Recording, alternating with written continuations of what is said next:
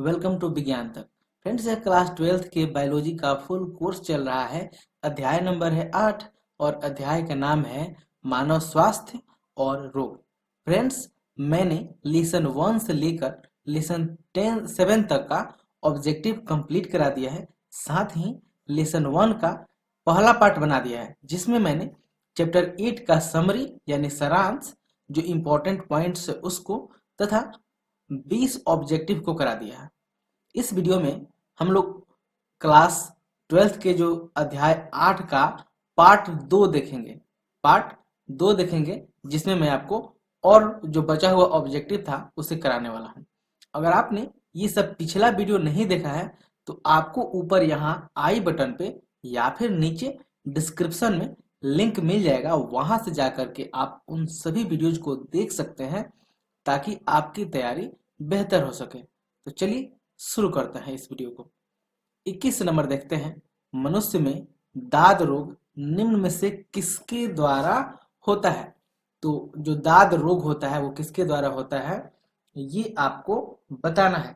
तो किसके द्वारा होता है? ये होता है कवकों के द्वारा, यानी कवक जो 1 नंबर में है, ये सही आंसर होगा। कैंसर की कोशिकाएं आसानी से विकिरणों द्वारा नष्ट की जा सकती है, इसका कारण है, यानी आपको ये बताना है कि जो कैंसर की कोशिकाएं होती है वो विकिरणों द्वारा आसानी से नष्ट हो जाती है। आखिर क्यों नष्ट होती है, उसमें क्या कारण है उसका? तो पहला ऑप्शन है पोषण की कमी, ये नहीं है। दूसरा है तेज परिवर्तन, तो यही सही ऑप्शन है। क्या? तेज परिवर्तन, ये सही ऑप्शन है। 23rd है एड्स दिवस कब मनाया जाता है, यानी एड्स दिवस है उसे कब मनाया जाता है? तो आपको पता होगा ये कब मनाते हैं, 1 दिसंबर को। और इस दिन एड्स के बारे में जागरूकता पैदा किया जाता है, लोगों को बताया जाता है कि एड्स कितनी खतरनाक बीमारी है और इसे कैसे बचा जा सकता है। मलेरिया रोगी में कपकपी का कारण है, जो आपको पता होगा मलेरिया के लक्षण में आप पढ़े होंगे कि जो मलेरिया का मेन लक्षण क्या है कि कपकपी होती है। तो ये कपकपी होती है, वास्तव में वह कपकपी किसके कारण होती है? ठीक है, ऑप्शन है हिमेटीन, हीमोजाइन, मिरोजॉइट्स और हिप्नोटॉक्सिन। तो कौन सा सही आंसर है? सही आंसर है आपका हीमोजॉइक। ठीक है, यही आपका सही ऑप्शन है। ट्यूबरकुलोसिस के लिए कौन सा टीका प्रयुक्त किया जाता है, यानी टीबी जिसे ट्यूबरकुलोसिस कहते हैं उससे बचने के लिए किस टीके का उपयोग किया जाता है उसको बताना है। ऑप्शन है डीपीटी, बीसीजी, टीटी और ये सभी। तो सभी तो हो नहीं सकता, तो किस टीका का यूज करते हैं? बीसीजी टीका का यूज करते हैं। ठीक है, आपने सुना भी होगा बीसीजी टीका के बारे में। हमारे शरीर के प्रतिरक्षा की पहली पंक्ति है, यानी जो हमारे शरीर में प्रतिरक्षा तंत्र होता है वो कई लेयर का होता है, उसमें जो सबसे पहली पंक्ति है वो कौन सी है, ये बताना है। तो सबसे पहली पंक्ति कौन सी है? तो सबसे पहली पंक्ति तो त्वचा ही है, कि त्वचा ही बाहर से सूक्ष्म जीवों को, जीवाणु, कवकों, प्रोटोजोआ या फिर विषाणुओं को अंदर जाने से रोकने का कोशिश करती है, यानी पहली पंक्ति त्वचा ही है। 27th नंबर है तंबाकू में पाया जाने वाला रासायनिक पदार्थ है, यानी जो तंबाकू में पाया जाता है वो कौन सा रासायनिक पदार्थ है जो तंबाकू में पाया जाता है? तो आपने कई बार सुना होगा, इससे क्या होता है? बीमारी भी होता है और आपने सुना होगा कैंसर होता है। ये है आपका निकोटीन। तो तंबाकू में क्या पाया जाता है? निकोटीन पाया जाता है। चलिए अब आगे बढ़ते हैं। 28 नंबर है HIV घटाता है, यानी HIV होता है वो किसको घटाता है, ये आपको बता देना है। तो किसको घटाता है? ऑप्शन है सभी टी कोशिकाओं को, केवल बी कोशिकाओं को, केवल टी सहायक कोशिकाओं को, दोनों बी और टी कोशिकाओं को, यानी इसमें से किसको घटाता है ये आपको बताना है। तो किसको घटाता है जी? तो वो घटाता है केवल किसको? टी सहायक कोशिकाओं को। 29 नंबर देखते हैं। हमारे शरीर में एंटीबॉडी किसके समान होते हैं? जो एंटीबॉडी होते हैं हमारे शरीर में वो किसके समान होते हैं ये बताना है। तो किसके समान होते हैं? वो होते हैं एस्टेरॉइड्स के, ठीक है, एस्टेरॉइड्स के समान होता है। 30th नंबर है, शिशु को कोलोस्ट्रॉम देने पर कौन सी प्रतिरक्षा प्रणाली उत्पन्न होगी? तो कौन सी होगी? ऑप्शन है अक्रिय प्रतिरक्षा, सक्रिय प्रतिरक्षा, स्वाभाविक प्रतिरक्षा और ऑटो प्रतिरक्षा। तो कौन सी उत्पन्न होती है? ये होती है जिसे हम लोग कहते हैं अक्रिय प्रतिरक्षा, यानी पैसिव एंटीबॉडी सिस्टम है वो, उसकी बात हो रही है। 31 नंबर देखते हैं, किसी व्यक्ति में प्रतिरक्षण से में अधिक कमी होता है तो इसका प्रमाण मिलेगा कहाँ पे? ऑप्शन है प्लाज्मा के फाइब्रिनोजन में, हीमोसाइट्स में, सीरम एल्ब्यूमिन में या फिर सीरम ग्लोब्यूमिन में। तो किस में मिलेगा? ये मिलेगा सीरम ग्लोब्यूलिन्स में, ठीक है, सीरम ग्लोब्यूलिन्स में मिलेगा। 32 देखते हैं, हंसिया का रुधिराणु एवं हंटिंगटन्स कोरिया दोनों में है। हंसिया का रुधिराणु और हंटिंगटन्स कोरिया दोनों हैं, कौन सा है ये बताना है। जीवाणुविक रोग या प्रदूषण संबंधी रोग, विषाणु रोग या जन्मजात रोग। तो यही होगा जन्मजात रोग। 33 देखते हैं, एड्स में कौन सी कोशिकाएं सर्वाधिक प्रभावित होती हैं? तो एड्स में कौन सी कोशिकाएं सबसे ज्यादा प्रभावित होती हैं? तो ये होती हैं कौन सी? टी सेल, ठीक है, यानी टी कोशिकाएं। अगला देखते हैं, 34 नंबर है, निष्क्रिय प्रतिरक्षा को प्राप्त किया जा सकता है निवेशित करके।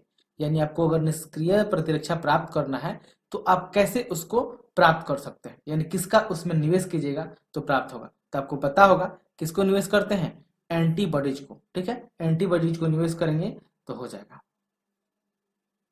चलिए 35 नंबर देखते हैं, चंगेज रोग होता है, यानी चंगेज रोग कैसे होता है ये आपको बताना है। आपके ऑप्शन है यहाँ पे, तो आपके ऑप्शन है ट्रिपेनोसोमा गेम्बियंस, दूसरा है ट्रिपेनोसोमा क्रूजी, तीसरा है ट्रिपेनोसोमा रेडियंस और चौथा है लिस्मानिया डोनोनी, ठीक है। तो सही ऑप्शन क्या है? तो इसका सही ऑप्शन है ये ट्रिपेनोसोमा क्रूजी, ठीक है। 36, इनमें से कौन वायरस जनित रोग है? कौन है जो वायरस से होने वाला रोग है? ऑप्शन है मलेरिया, क्षय रोग, हैजा, गुदाद्वार में मसा। तो कौन सा है? तो जो गुदाद्वार में मसा होता है यही कौन सा है? वायरस जनित रोग है। 37, इनमें से कौन प्रोटोजोआ जनित रोग है? यानी कौन सा रोग है जो प्रोटोजोआ से होता है? तो कौन सा है? मलेरिया है जो प्रोटोजोआ के कारण होता है। 38 नंबर देखते हैं, इनमें से कौन बैक्टीरिया जनित रोग है? यानी कौन सा रोग है जो बैक्टीरिया के कारण होता है ये बताना है। तो ऑप्शन है आपके सिफिलिस, हर्पिस और तीसरा ऑप्शन है पेपिलोमामा और है चौथा इनमें से कोई नहीं। तो क्या आपका सही ऑप्शन है? इनमें से सही ऑप्शन है यही है, कोई नहीं। 39 नंबर देखते हैं, कुछ रोगों की शीघ्र एवं सही पहचान हेतु हम किसका प्रयोग करते हैं? तो ये आपको मैंने लेसन 5 में भी बताया था, किसका उपयोग करते हैं? तो हम लोग कहते हैं एलाइजा का, ठीक है, एलाइजा का यूज करता है। 40 नंबर देखते हैं, 40 नंबर क्वेश्चन है, हशीश एवं गांजा प्राप्त होता है। हशीश एवं गांजा प्राप्त होता है, कहां से प्राप्त होता है ये बताना है। तो ये प्राप्त होता है कैनाबिस से, ठीक है। 41 देखते हैं, ऑकोलॉजी किसका अध्ययन है? यानी ऑकोलॉजी में हम किसका अध्ययन करते हैं ये बताना है। पहला ऑप्शन है आपके कैंसर और दूसरा ऑप्शन है ऑन्कोजीन, ठीक है। तो किसका यूज करते हैं? अस्थि में है ए और बी दोनों, तो इसमें कैंसर का भी अध्ययन करते हैं और ऑन्कोजीन का भी, तो इसलिए इसका सही आंसर आपका होगा ए और बी दोनों, ठीक है। 42 नंबर देखते हैं, मनुष्य में सबसे अधिक होने वाला कैंसर कौन सा है? यानी जो मनुष्य में कैंसर पाया जाता है वो सबसे अधिक इनमें से कौन सा कैंसर है जो मनुष्यों में पाया जाता है? तो सबसे ज्यादा कौन सा पाया जाता है? तो याद रखिएगा, ये कई बार पूछा जा चुका है, कार्सिनोमा, ठीक है। चलिए 43 नंबर देखते हैं। 43 नंबर है, ट्रिपल एंटीजन टीका का उपयोग नहीं होता है। यानी ट्रिपल एंटीजन टीका होता है, उसका उपयोग किसके लिए नहीं किया जाता है ये आपको बताना है। ये ध्यान दीजिएगा, यहाँ पे नहीं बोला जा रहा है। तो किसके लिए यूज नहीं करते हैं? तो टाइफाइड के लिए यूज नहीं करता है। 44 नंबर है प्रतिरक्षी पदार्थ बनते हैं, यानी जो प्रतिरक्षी पदार्थ होते हैं वो किसके बनते हैं ये बताना है। तो ये आपको याद होगा, मैंने बताया था इसमें किससे होता है, ये प्लाज्मा कोशिकाओं द्वारा बनते हैं। 45 नंबर है शिशुओं को माता से प्लेसेंटा एवं दूध द्वारा प्राप्त प्रतिरक्षा कहलाती है। यानी जो शिशुओं को माता के द्वारा प्रतिरक्षा तंत्र मिलती है, अब दो तरह से मिल सकती है, गर्भ के अंदर होगा तो प्लेसेंटा द्वारा, और जब जन्म हो जाता है तो दूध द्वारा। तो उस तरह की जो प्रतिरक्षा मिलती है उस प्रतिरक्षा को क्या कहते हैं, तो उसको क्या कहते हैं, उसे कहते हैं कोशिकीय प्रतिरक्षा। क्या कहते हैं, कोशिकीय प्रतिरक्षा, ये सही ऑप्शन है। चलिए 46 नंबर देखते हैं। सबसे बड़े आकार का इम्यूनोग्लोबुलिन है, कौन सा है, ये आपको बताना है कि सबसे बड़े आकार का इम्यूनोग्लोबुलिन कौन सा है, इम्यूनोग्लोबुलिन कौन सा है, तो कौन सा है इसमें, तो सबसे बड़ा होता है IgM, जो कि आपके ऑप्शन यहाँ डी में है। 47 नंबर है और वह औषधि जो केंद्रीय तंत्रिका तंत्र यानी CNS जिसे हम कहेंगे सेंट्रल नर्वस सिस्टम के कार्य को कम करता है, कौन सी औषधि है जो केंद्रीय तंत्रिका तंत्र के कार्य को कम कर देता है, तो ये आपको बताना है। तो कौन कम करता है, आप यहीं पे देख लीजिए कौन है जी, ये अफीम है जो कम कर देता है। टी लिम्फोसाइट उत्पन्न होता है कहाँ पे, थाइमस में, पेट में, अस्थि मैदा में या फिर यकृत में, तो ये एक बार और आया था, ठीक है, तो कहाँ पे उत्पन्न होता है, यहाँ पे थाइमस ऑप्शन दे दिया तो यहाँ पे हम चुनेंगे थाइमस में, नहीं तो अस्थि मैदा चुनते। 49 नंबर देखते हैं, निम्नलिखित में से कौन सा रोग सीधे ही प्रतिरक्षा तंत्र को प्रभावित करता है, तो कौन सा इसमें से रोग है जो सीधे प्रतिरक्षा तंत्र को क्या करता है, प्रभावित कर देता है, यानी प्रतिरक्षा तंत्र को ही नुकसान पहुंचा देता है, तो ये कौन सा है, ये है HIV एड्स जिसे हम लोग कहते हैं, यानी एड्स, ये AIDS एड्स, और ये किसके कारण होता है, तो ये भी पहले वीडियो में बताया था, HIV वायरस के कारण। बायोफॉर्म का इस्तेमाल किस बीमारी में किया जाता है, तो जो बायोफॉर्म होता है उसका उपचार किस बीमारी के लिए किया जाता है, तो उसको हम किसके लिए करते हैं, अमीबिया पेचिस के उपचार में किया जाता है। ओपियम से प्राप्त मॉर्फिन है, यानी जो ओपियम से प्राप्त होता है मॉर्फिन वो कौन सा है, तो ये कौन सा है, वो है एल्केलाइड। BCG का टीका किस रोग के प्रतिरक्षणात्मक उपाय है, तो BCG का टीका किसके लिए लगाते हैं ये आपको बताना है, तो किसको लगाते हैं, तपेदिक, जिसे हम लोग TB यानी ट्यूबरकुलोसिस कहते हैं। अगला ऑप्शन है एंटीजन उपस्थित होते हैं किसमें, एंटीजन किसमें, यानी कहाँ पे उपस्थित होते हैं ये बताना है, तो एंटीजन कहाँ पे उपस्थित होते हैं, ये होते हैं कोशिका के सतह पर, कोशिका के सतह पर उत्पन्न होते हैं, जो कि ऑप्शन यहाँ पे बी में है। 54 नंबर देखते हैं, टिटनेस रोग कहलाता है, टिटनेस रोग क्या कहलाता है ये आपको बताना है, तो क्या कहलाता है, ये कहता है लॉकजा, टिटनेस रोग क्या कहलाता है, लॉकजा। 55 नंबर, प्लाज्मोडियम के जीवन चक्र में मनुष्य है, प्लाज्मोडियम का जो जीवन चक्र होता है उसमें मनुष्य को क्या कहा जाता है ये आपको बताना है, तो मनुष्य को क्या कहा जाता है जी, मनुष्य को कहा जाता है प्राथमिक पोषक, क्या कहते हैं, प्राथमिक पोषक। 56 एलर्जन, उसके बाद यहाँ ऑप्शन देखिए तब समझ में आएगा, संक्रामक होते हैं और IgE के स्रावन को रोकते हैं, दूसरा है असंक्रामक होते हैं और IG के स्रावन को बढ़ाते हैं, यही भी बढ़ाते हैं था। सी में है संक्रामक होते हैं और IgC के स्रावन को बढ़ाते हैं, और चौथा है असंक्रामक होते हैं और IgM के स्रावन को बढ़ाते हैं। तो एलर्जन क्या होते हैं, ये असंक्रामक होते हैं, याद रखिएगा असंक्रामक होते हैं और IgE के स्राव को बढ़ाते हैं, ठीक है, तो ये आपका बी ऑप्शन सही हो जाएगा। अगला देखते हैं क्वेश्चन, अगला है अणु जो प्रतिरक्षा प्रतिक्रिया उत्पन्न करता है, वो कौन सा अणु है जो प्रतिरक्षा प्रतिक्रिया उत्पन्न करता है, तो कौन सा उत्पन्न करता है, उसे हम लोग कहते हैं क्या, प्रतिजन। 58 नंबर देखते हैं,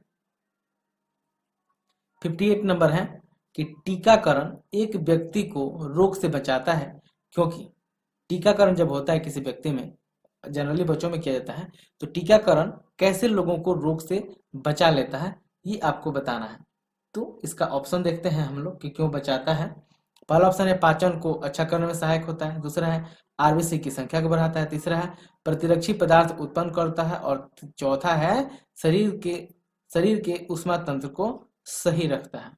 तो टीकाकरण वास्तव में क्या करता है कि प्रतिरक्षी पदार्थ उत्पन्न करता है, यानी हमारे प्रतिरक्षा तंत्र को ही ये मजबूत कर देता है।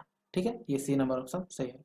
हमारे शरीर में एंटीबॉडी यानी जिसे हम प्रतिपिंड भी कहते हैं, किसके सम्मिश्र होते हैं? जो एंटीबॉडी होते हैं वो किसके सम्मिश्र होते हैं, ये बताना है आपको। तो किसके सम्मिश्र होते हैं? एक बार और ये क्वेश्चन आया था दूसरी तरह से, तो उसे कहते हैं स्टेरॉइड्स कहते हैं, स्टेरॉइड्स के समीप होता है। 60 नंबर क्वेश्चन है एलएसडी प्राप्त होता है। एलएसडी प्राप्त होता है यानी एलएसडी किससे प्राप्त होता है? तो एलएसडी प्राप्त होता है कॉकों से। ठीक है, इसके साथ ही मैंने 60 ऑब्जेक्टिव आपको कंप्लीट करा दिया है। यह वीडियो आपको कैसा लगा है कमेंट करके जरूर बताइएगा। अच्छा लगा है तो लाइक कीजिएगा, अपने फ्रेंड्स के साथ शेयर कीजिएगा। कोई सुझाव या शिकायत है उसे भी कमेंट बॉक्स में लिखिएगा। यह वीडियो देखने के लिए आपका बहुत बहुत धन्यवाद। बाय।